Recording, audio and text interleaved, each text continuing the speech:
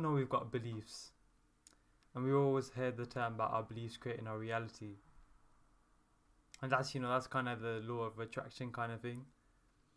But that's like one side of the coin, though, that your thoughts create your reality, because the other side of the coin is wholeness and balanced vibrations. Welcome to the Easeful podcast, and on today's episode we're going to be talking about abundance geeks. Like, why is it that we always get told, our natural state is of abundance, joy is natural to us, but like why doesn't it seem that way? Which is a big question I had. Like, one of my core, you could say, beliefs or knowings that I always had was like, it's gotta be easier than this, like why is it so much effort? And it's quite ironic, like I did a computer science degree, because that is all about efficiency and like using as minimal effort to get the job done, like with coding and stuff. But this connotation of it has to be hard never never sat with me. But at the same time, if joy is our natural state, man, if you wake me up at 4 a.m. and I'm just like in the middle of my sleep, you ain't gonna see this joyful side of me.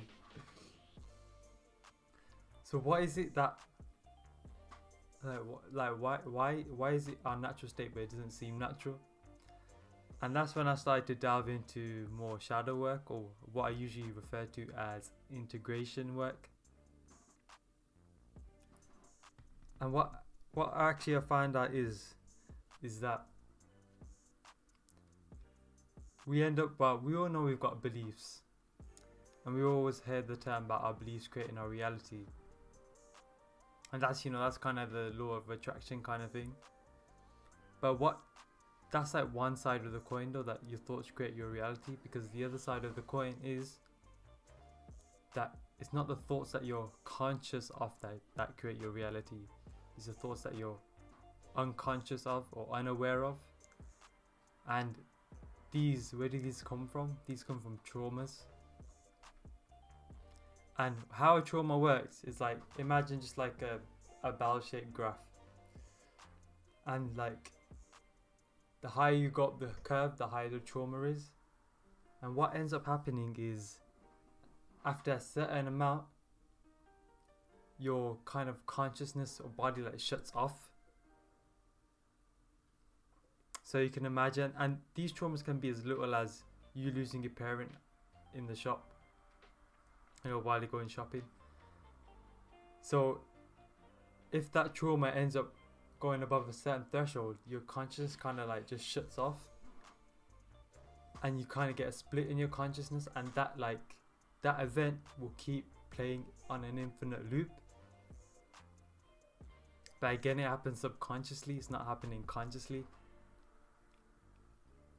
So then that's where that's where your abundance needs to come from. Because like, what happens, if you shout, you're just talking loud one day and your parent shouts at you, and that ends up being a traumatic event. And usually these occur between 0 and 7 years old. So that happens, and the next thing you know, you're 26, you want to upgrade a position, let's say at wherever you're working, and every time you try to voice your opinion, your throat just kind of clenches. And like, why is that happening? It's because of that trauma that you developed. It's that traumatic event that happened when between 0 and 7 years old, when your parent told you to shut up when you're speaking too loud. And this is where the conflict comes. For example, when you have a goal, you want to lose weight, but you just can't seem to lose weight. You want to hit the gym, you just can't seem to hit the gym. You want to do your work, but you just can't seem to do it. And like visualization, affirmations, like they work, like they do have an impact. But still, that was too much effort for me. Why is it that I have to go through so much effort affirming and doing visualizations every single day, if abundance is natural to me? And the reason is because it's like what's a good analogy for this? Yeah. So let's say you're walking and you've got like 10 kg tied to your ankles. It's like instead of taking the 10 kg weight off, you're just trying even harder to walk faster. So you can imagine how much just naturally energy, like how much energy of hours that we're just using on a daily basis, just trying to get through life normally. Then you wonder, like, why am I so tired? Why don't I have that extra energy to do this, do that? And like a lot of the times you just feel drained. So like, and obviously it's gonna be hard to feel happy, to feel good, to feel joyful when you're drained. And this happens just because we just have so many weights chained to our ankles, chained to our feet. And like even, you know, like even like trauma like comes from your lineage as well. Like your DNA is like a memory bank. Your DNA works in zeros and ones, just like a computer does, which is interesting because, you know, a computer, we'll leave that for another time. But yeah, you carry trauma in your DNA as well. So it's like, bruh, what do I do? Like, help me out, innit? Help a brother out. But the thing is actually releasing trauma is more, it's not hard per se, but it's like it requires love and patience. And really, there's only 3 steps to releasing traumas, and I'm gonna give these to you now. And step 1 is identifying a trigger. So, you know, when is it that, like, for example, a trigger could also be a belief, but like, for example, let's say like someone says something to you. Now there can be 2 different scenarios. Like you have that person where you might insult how they look and they really don't care, and you have the other person where you insult how they look and like it's just like the world's ended for them. Or for example, like you might have a blemish or spot on your skin, on your face, and there's one type of person which is having a heart attack, like I ain't going out, I'm staying indoors, I'm covering my face. Whereas the second person probably doesn't even realize it's on their face. So what is the distinction? Why is there a distinction like that? That is a trigger. And these are very sly. Like back in the day, I used to journal every single day. And the weird thing I noticed every week when I used to review what I wrote, I pretty much wrote the same thing every single day for that particular week. It's almost like there's a belief system or trigger being revealed to me every single week. So let's reverse this and think of it practically. Okay, you want to achieve something. Let's say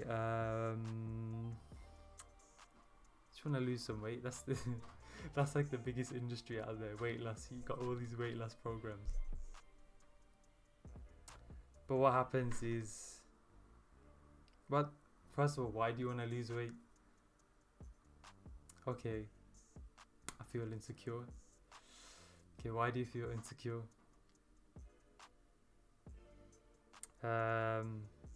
What's wrong with feeling insecure? Well, you know, if I feel insecure, then the issue is when I feel insecure, I feel like, you know, that something bad will happen to me. Okay, what does that feel like in your body? Something bad happening to you? I feel like a tightness in my chest. Feel a tightness in your chest. When was the last time you felt this tightness in your chest? I reckon the last time I had it, you know, was when I had to do a presentation at work. Okay, so this feeling, so if I bring back the memory of the presentation and you work, you feel it tight in your chest, like, yeah, I do. Okay, when was the first time you felt this? Boom, and that's step 2. So step 1 is identifying a trigger or the emotion or belief. Step 2 is finding the root or the root that's revealed to you at that time.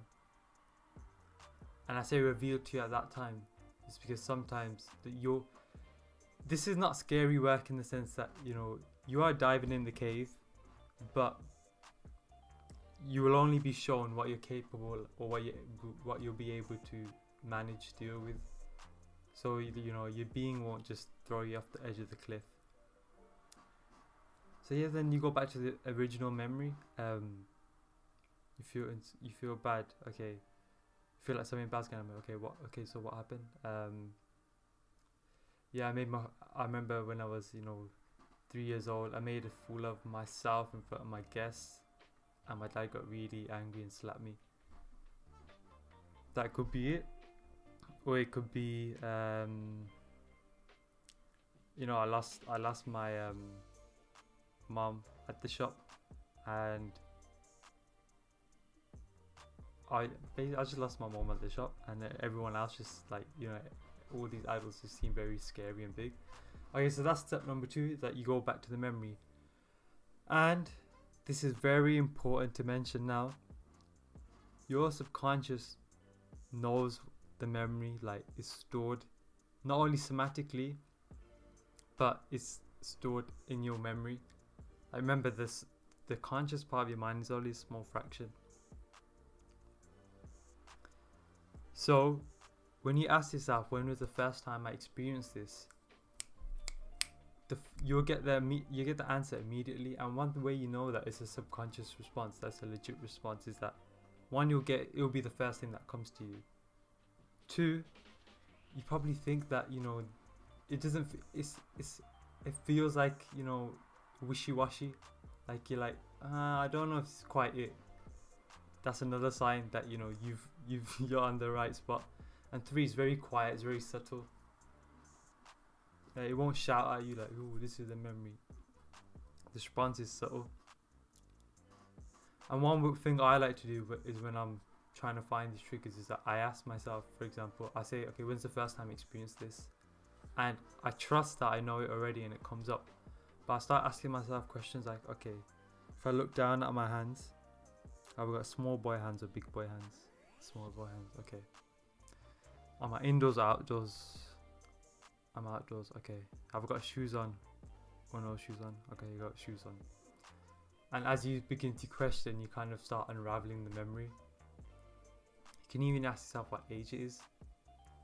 And here's the thing, even if it may not be accurate, it doesn't matter. Because what we're trying to do is what I'm going to say is the last step. So even if you pretend, that's still good, because the last step is processing the emotion. Now there's many ways to process the emotion.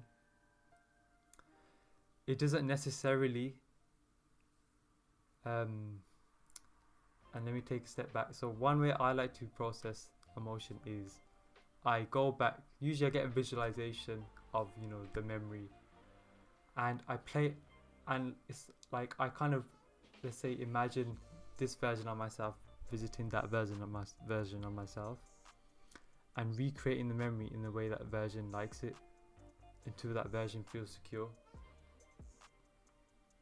Because going back to traumas, how traumas developed, and how after a certain period, after a certain threshold, your consciousness kind of shuts off and that memory plays in an infinite loop.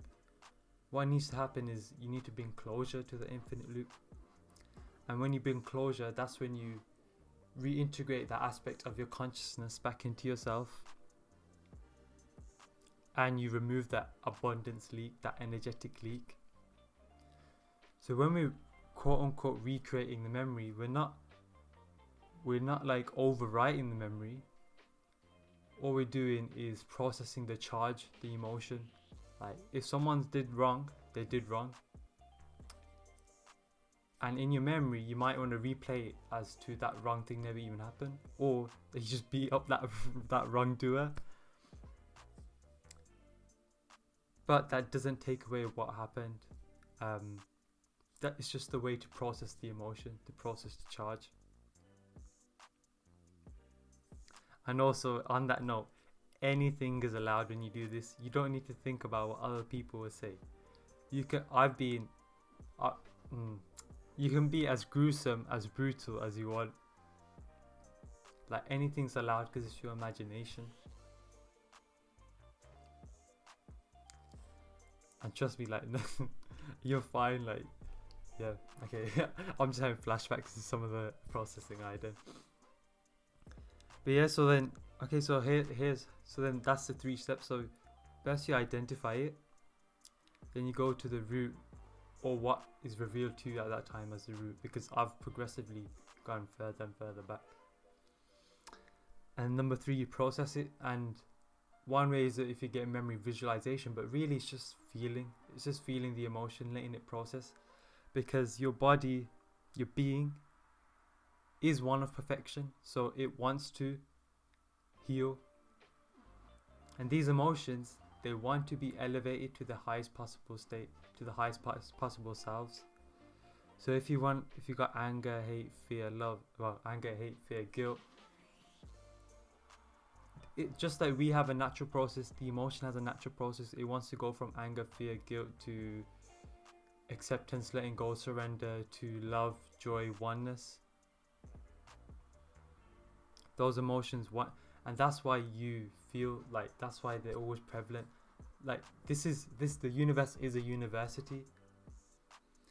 So throughout life, what's going to happen with these shadows, especially as you increase your energy, as you become more conscious, as you become more of an elevated, balanced being, your reality is going to keep pushing this in front of you, because it is your teacher. It will keep producing events where you're triggered by that same emotion, that same thing that needs healing again and again, and stronger each time, until you finally get the lesson and you reintegrate that aspect of consciousness back into yourself. Yes, so that was a mouthful. So again, like, and awareness, the first step is where the healing begins itself. So like, even if right now it may be intimidating to do that, like to go all the way back, especially with a lot of the traumas we carry, because like, man, anything and everything can be a trauma when you're growing up. But awareness is the first step. So if you just write down the beliefs that you have, like, and you may even find that just by being aware, you resolve a lot of it. Because I've had a lot of times, for example, where I'm like, is this task actually hard, or am I making it hard? And I'm like, oh yeah, I'm making it hard. Why is that? Oh, I randomly had the belief that this was supposed to be hard. And some of them are just as light as that. Other ones, as you realize it, you slowly, as if uncomfortably, start to unravel it. And it might even happen in your dream state, in your subconscious, because there's a lot of processing happening then. So just by being aware of it, the fastest way, the most ideal way, is to jump straight in. Find the boogeyman, shine some light on him, give him some love. Or like you might just have a nightmare and process it into your dream state. Nah, I'm messing, but awareness is a very big first step. So don't let it slide. Like even with enlightenment, a lot of it is about and like, I don't want to just pretend like I'm some enlightened like guru or something, but I've had the experiences of it, and I'm at a stage right now where I'm grounding that state as a natural state. But what really helped me excel fast was that I took a lot of these triggers out of my mind, or like I reintegrated them. That's why I call it integration work, because it's an aspect of your consciousness that you're becoming aware of and integrating back into yourself. Again, becoming a more whole being again. But yeah, because enlightenment is actually, a lot of it is to do with being able to still the mind until you're able to see that you're not the mind. But I'm blah blah. I'm just giving a brief, easy, general description. But yeah, what happens is you become triggerless. So normally in a day waking state, you keep like it's like someone keeps pushing these buttons and you keep playing, and without realizing you're becoming unconscious. Like one moment you might be completely still, you might be centered. You hear, for example, a glass smash and that triggers back a memory, and you're like, whoa. Or your mom calls you in a certain way, and you're getting back into a different mode, a different trance. When you start processing a lot of these memories, these traumas, these beliefs, you become triggerless, and that's when you realize when you're not triggered, that's when you realize, oh snap, like joy is a natural state. Like feeling good, feeling happy is quite natural. It's actually easier. Like you have to put effort to not be this way. And then if you want to do your affirmations, your visualizations, etc., then you've got fertile ground to do it. Instead of trying to plant seeds in like a weed filled field, you've got a nice clean open field to plant your seeds. Boom, boom, boom, boom.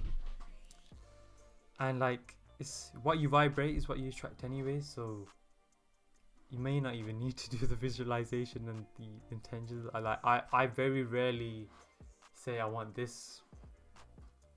Instead, I just vibrate at what I want, and I trust that what comes will be the highest possible outcome. You know, which kind of brings us back. Like I said, that this is where our abundance leaks are. If you're having maybe financial issues, confidence issues, finding it hard to find your voice, your passion, your purpose. This may be, this may be the reason why. But coming back to abundance, the true abundance isn't all of that. It's really just having that feeling of fulfillment wherever you are. Like I'm not gonna sit here and say that I've released my financial belief systems and traumas and now I'm balling. That's like, as you'll see, okay, so as the years, like next year, you start to see how the last year of sowing and farming I've been doing is reaping fruit. But at the same time, the true abundance is the feeling of contentment that I have inside of me, that is natural to you, that you have inside of you, that it's just masked at the moment.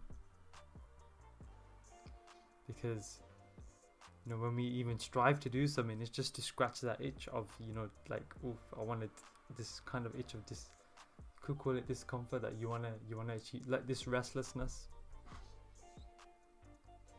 But then when you're in a state, and the ultimate state will be one of enlightenment, where whether you're living in a cardboard box or in a penthouse, that you feel content, that you feel alright within yourself, that you feel happy and joyful.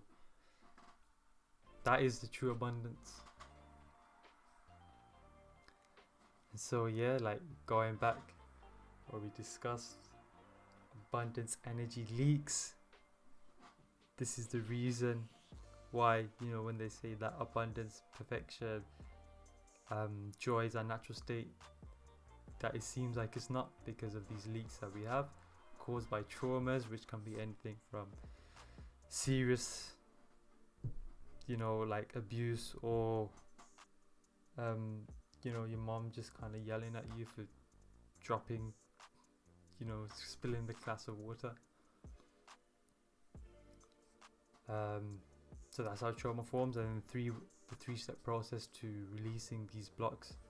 Step 1, identifying it, being aware of it. Step 2, going back to the root of when it occurred, or as far back as you can to the first event, which is usually between 0 and 7 years old, but that may unfold slowly as you go back. And then the third step is to process the emotion, which can be from almost like as a visualization meditation, just going back and giving that child what they want and playing that event how it actually wanted knowing that, you know, you're not excusing or overwriting anything, you're just processing the emotion.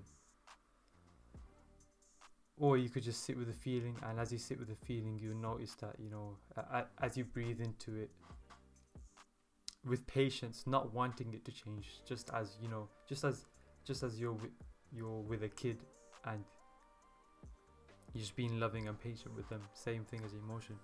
You'll notice it move, maybe go from your chest to your stomach to your rib, and then eventually it would dissolve, because the emotions also want to be elevated to their highest state, which is of love, oneness, bliss, joy. And yeah, true abundance is that feeling of contentment, that feeling of feel good within yourself. So yeah, that's what I had for today's podcast, the Easeful podcast.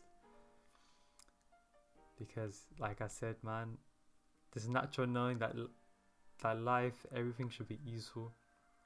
And what I'm going to be doing is keep on coming back with more and more topics related on how to create ease with these practical steps. You know, for today's practical step, like I said, awareness enough is good. So just start journaling, like, you know, where instead of saying how can I get to the goal, ask why am I not there yet, what blocks do I have that are preventing me, like, yeah.